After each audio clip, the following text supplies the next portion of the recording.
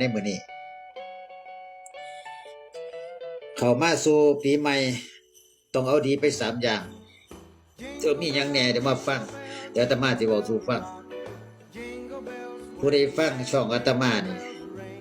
ก็สิได้ความรู้แหน่บ่ได้แหน่ก็ต้องขออภัยเด้อ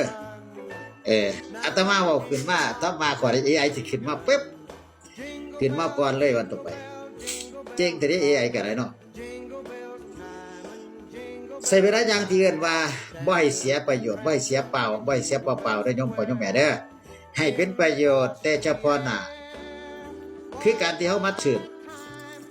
ให้ความรู้สึกสดชื่นเสียงชัดเจนบ่โยมพ่ออีหยัง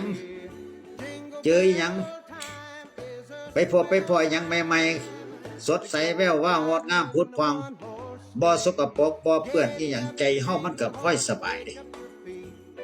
ใจของเฮา